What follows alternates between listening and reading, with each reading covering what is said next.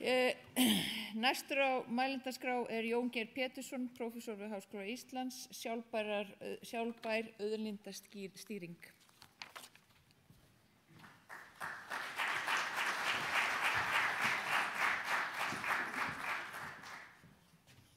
Takk kærlega, góðu gestir. Byrjaði að þakka kærlega fyrir gott boð og að því að Heiðmörk hefur orðið svona miðlæga þá fer ég svona svolítið í sama farveg en kannski tónaðan og pínlítið niður því að kannski sérstaklega Daði kollegi minn kom nú svo vel inn á þetta en sko það sagan sem Daði sagði frá hún raunverulega dagssönn.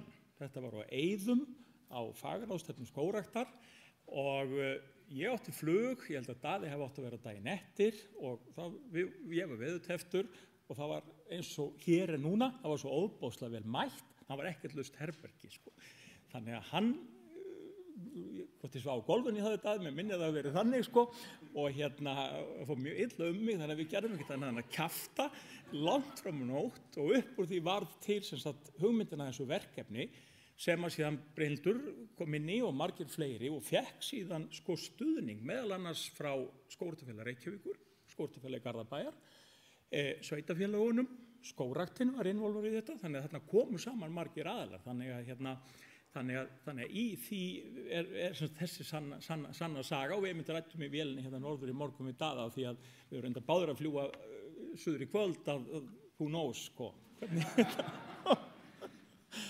og hvað mun gerast þá því að ég ætlaði svo sem ekki að fara inn í þetta sem hann var að tala framhaldið en ég vil bara taka undir það sem að Daði nefnir í sambandi við þennan áhuga á að taka þessa vinnu áfram því að ég vildi líka nefna svona samanburð að við erum til dæmis með núna stórt verkefni hjá háskólanum í samhengi skilnings- og hagrænum áhrifum þjóðgarða og friðlýstra svæða sem að til dæmis svolítið svipað fyrirbæri að það ekki alltaf sýnilegt hvert þetta eiginlega virði en þar kemur í ljós að hver króna sem í það sett margfaldast og það margt sem hefur þróast við þessari aðferðafræði sem að getur dregið fram miklu betur þessi fjölþættu nót sem að þessa þjónustu sem að þessi fyrirbæri veita samfélaginu sko.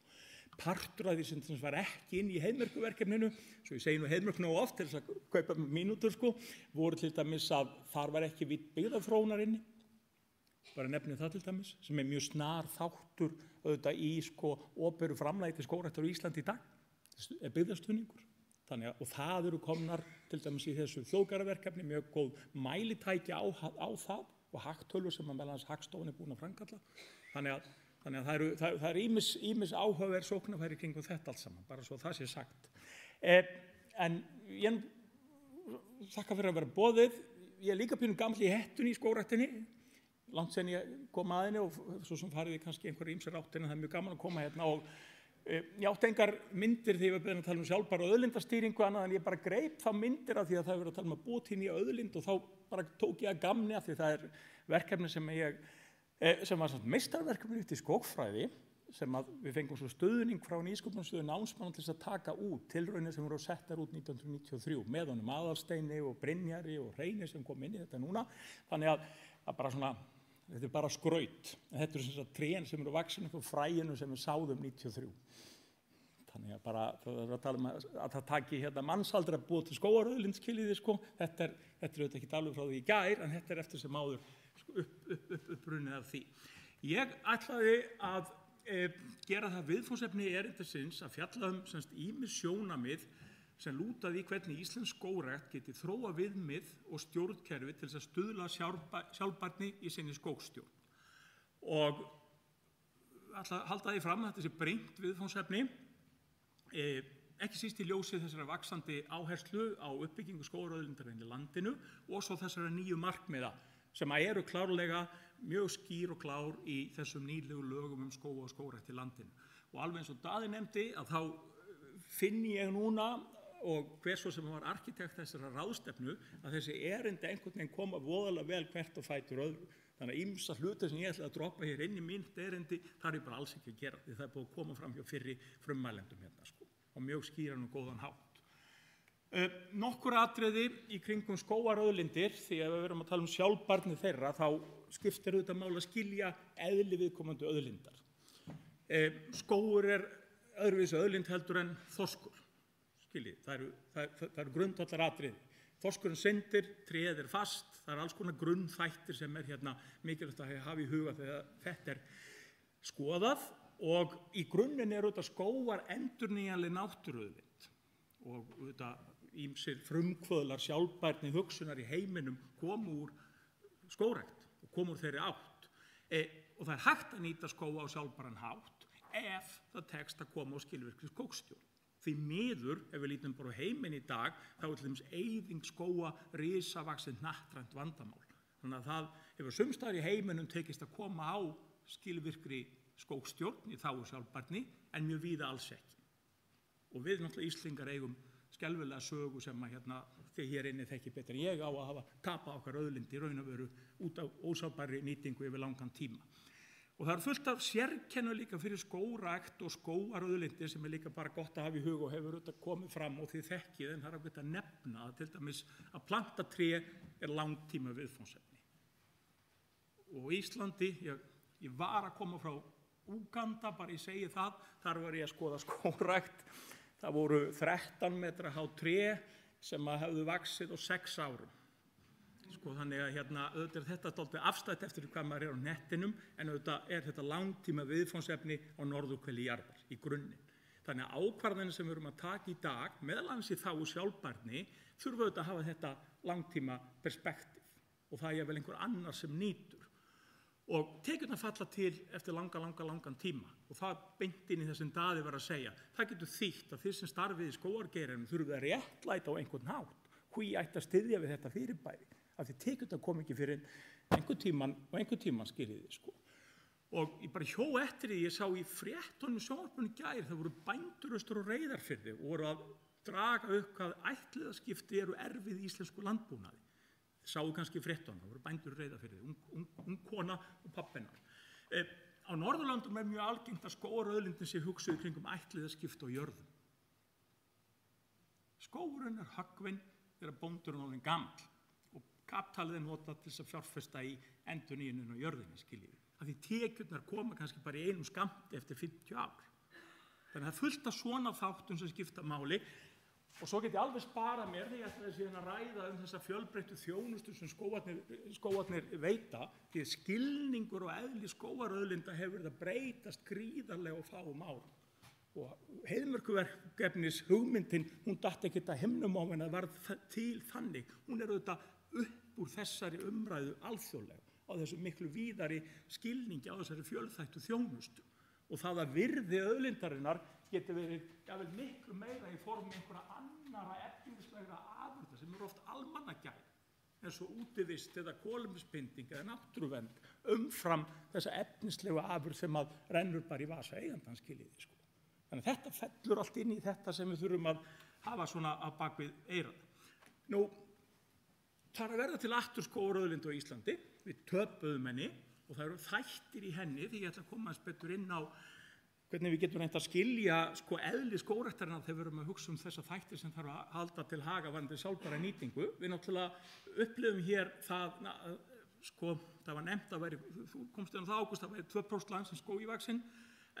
Ég veit í tölum sem ég heyrði hjá þeim upp á Mógilsá að það er talið að skógarþekjan hafa orðið lægst 1840, er það ekki rétt muna hjá mér, þegar fyrsta kortið er unnið, þá var hún 0,5%.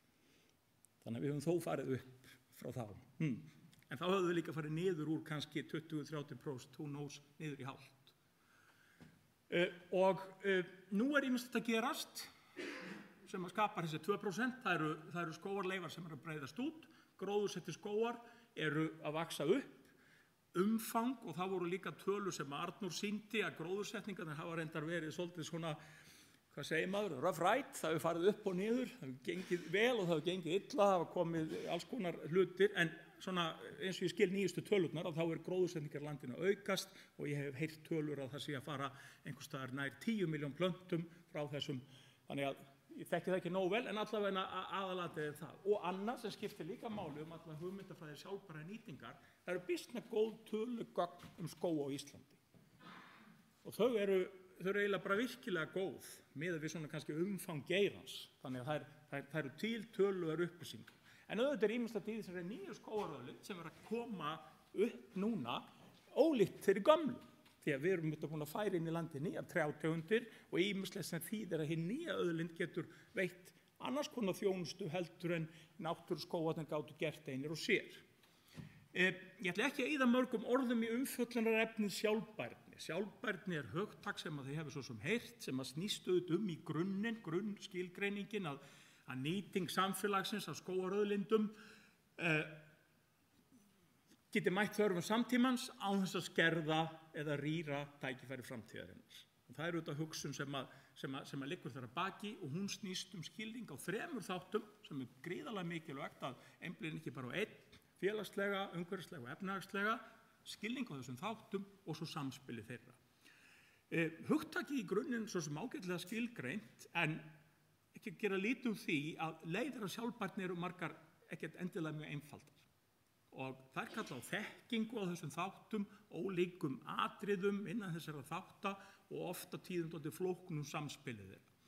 Það eru hins vegar til ýmsar skilgreiningar, vísar og mælikvarðar hvað teljist sjálfbær nýting skóga sem ég ætla að koma aðeins betur inn á og eftir, en bara svona tóna fram að það að geta sýnt fram á að skógar séu ræktaðir á sjálfbæran hátt er í raun og veru orðin eina megin forsendum markaðssetningar skógarafurða allavega alls staðar í Evrópu. Það er staðreynd málsins. Þannig að sjálfbærni umræða skógræktar ekkert svona gæluverkefni nice to have, skiljið. Það er bara miðlagt í hugmyndafræði skógræktenda allri Evrópu upp á að þeirra afurðir séu tækar á markað. Gagnvart einhverju sem einhvers staðar annars staðar best úr heiminum sem ekki hefur það hjá sér. Rétt örsnögt skilgreiningar bara nefna að það eru þetta fyrirliggjandi alþjóðlegar skilgreiningar á sjálfbærni nýtingu skóga sem er bara á þokkaleg samstæðum. Ég vildi nefna 2 vettvanga, það sem Ísland er enda þáttaka á þeim báðum, það er sem Forest Europe samstarfið og svo Sameinuðu þjóðirnar undir FAO og það er þannig að skilgreining Forest Europe á sjálfbæri skógrækt hefur verið þýdd á íslensku, hreinn þýddana held ég og skógræktin gaf hann út 2019, þannig að ég ætla að sýna hann á eftir og en það er eins og mikilvægt að halda því til haga að þetta eru almennar reglur, þetta eru almennir vísar sem eru eiginlega samþykktir en ná síðan ekki endilega þeim details sem lítur að aðstæðum í hverju landi. Ég get ekki opnað lekkina, ég annars hefði getað sýnt ykkur til fáðu glærurnar, hérna er hvernig semst Forest Europe setur þetta fram og þar er með 2 mjög áhugaverð skjöl, það er annars vegar leiðbeiningarnar sjálfbæra nýtingu skóga og svo leiðbeiningar nýræktun skóga. Og ég held að við nafnarnir, ég og Jón Loftsson, við höfum verið á ráðherrafundi Forest Europe í Oslo 2011 með þáverandi skógræktarráðherra Svandísi sem er núna orðin ættur skógræktarráðherra þegar að einmitt leiðbeiningarnar voru samþykktar nýræktunina. Þannig að það er allt inn á þessum vettvangi. Bara hlekkur á þetta síðan sem hafði verið þýtt. Þetta er þýðingin frá 2019, það er mjög gagnlegt að skógræktin sé búin að þýða þetta yfir íslensku, það er þá komið aðgengilegt, en eins og ég skil þá er þetta ekki staðfært að íslensku raunveruleika. Þetta er raun og veru þýðing á reglunum sem að Forest Europe hefur samið. Þetta er allt til staðar. Síðan ætlaði ég að fara og fikra okkur aðeins inn í það sem hvar Ísland stendur, gagnvart þessu og hvað ég vildi svona draga fram í því samhengi. Leiðir til sjálfbærni. 4 mínútur, ok, frábært, og svo heiðmörka mínúnar.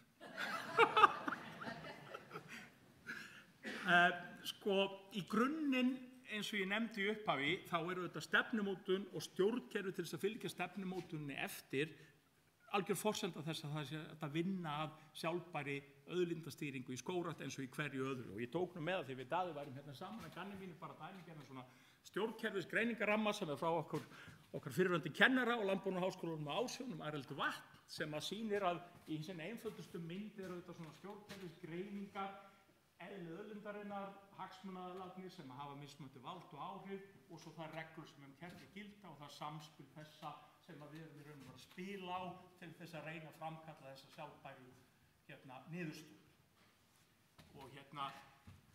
Og það er það sem við erum að ræðum hérna. Og varðandi Ísland þá skiptir auðvitað gríðarlega miklu máli að Og það kannski grundvallaratriði í þessu, það ekki bara að það verið komfort hjá nýjum forstjóra að koma í skóg og land, því það þó líka fyrir þá sem allar að fást við sjálfbærni skógarauðlindarinnar, að það eru ný skógræktarlög í landinu. Og þau voru auðvitað talsverðan tíma í vinnslu, því hvort hún hérna Valgerður Jónsdóttir, hún var formaður nefndar sem var skipuð 2011 að vinna að, og þú varst í henni Jón og við einhver fleiri hérna. Þannig að þetta tók allt sem tíma, en 2019 gengu þessi lög, tóku þau gildi. Og þar sjálfbærni skógarauðlindarinnar alveg mjög skýrt viðfangsefni. Og þar eru framkölluð stjórntæki í hendur skógræktaraðilum á Íslandi til þess að vinna að sjálfbærni nýtingar þessar auðlindar. Og þetta tók heilmikið mið af fyrirmyndum í nágrannalöndum eins og eðlilegt í svona samhengi. Og bara svo ég nefni bara til þess að tóna fram, sem mjög mikilvægt líka, ég myndi vilja skilja þessa löggjöf þannig að skóg og land hefur ekkert val. Þetta markmið laganna. Stofnuninni ber að vinna að málefnum sjálfbærni skógræktar. Og þessi tvö markmið eru bara mjög skýr. Ræktun nýrra skóga til að byggja fjölbreytta skógarauðlind til sjálfbæra nytja.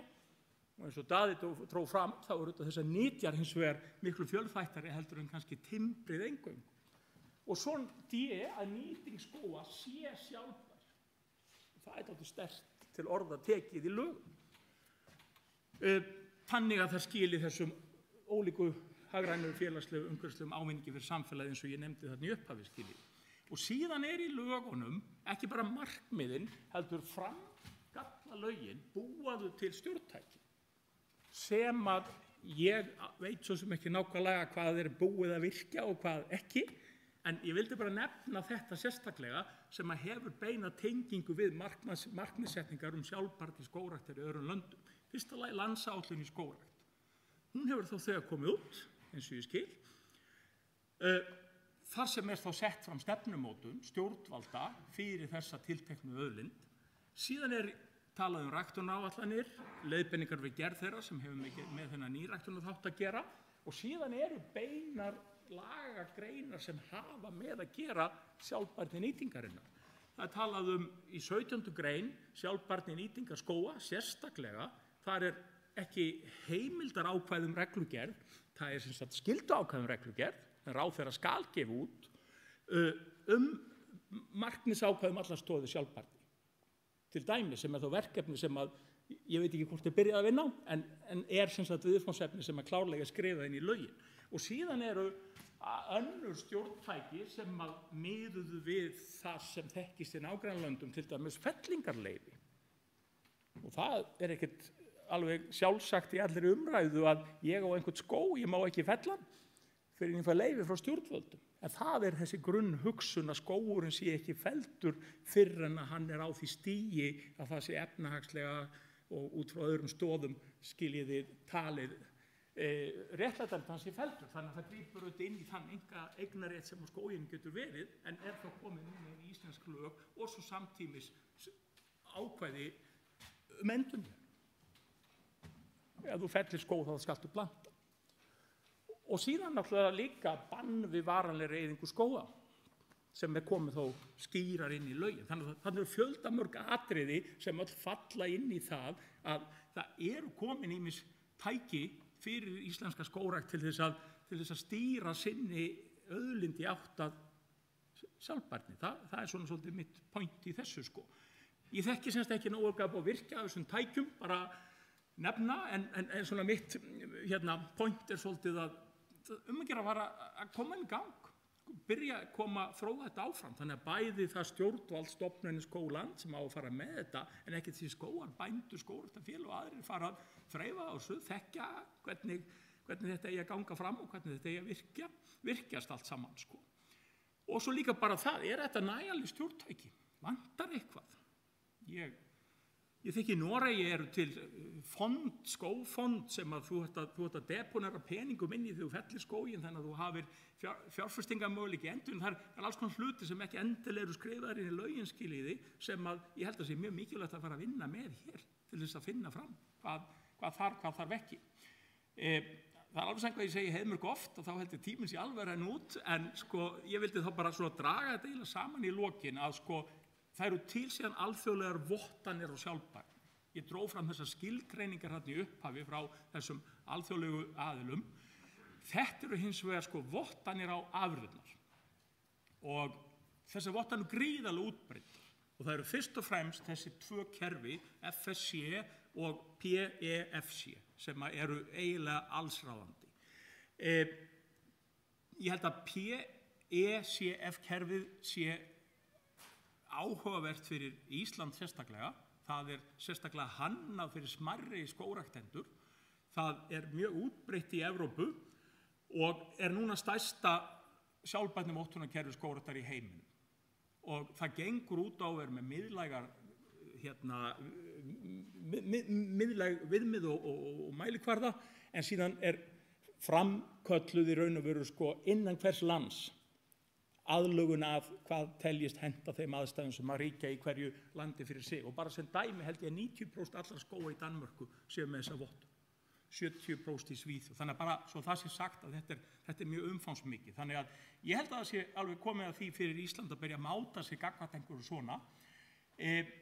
Það það síðasta glærana því að tíminn búinn að sko ef við reynum svona kjarna þetta niður, þá held ég að það séu allar forsendur, sérstaklega eftir uppfærslu laganna, allar forsendur að íslensk skógrækt geti þróað viðmið og stjórnkerfi til þess að stuðla þessari sjálfbærni. Ekkert eins og ég skil að eigi að standa í veginum fyrir því að það sé ýtt áfram. Ég held líka að það væri mjög áhugavert fyrir íslenska skógræktendur, skógarbændur og eða land og skóg að byrja að tala við þessi vottunarkerfi. Kanna það. Þú markaðsetur einfaldlega ekki. Opinber innkaup og timbur á Norðurlöndunum krefst þessa vottunar. Þú selur ekkert. Hérna? Já, ok. All right, fínt, akkurat. Þannig að ég bara skiljiði. Þannig að akkurat. Þannig að það getur vel verið að okkar auðlind sé of smá ennþá. Ég veit það ekki, til þess að við getum innleitt þetta full scale. Ég átta mig ekki nógu vel á því, það kallar á einhverju dýpri skoðun, en þetta hlýtur að vera svona leiðarstefið í því sem að við ættum að setja kúrsina. Já, ok, fínt frábært, herðu, og þá endum við bara í Mosfelli með sáningarnar, fleiri.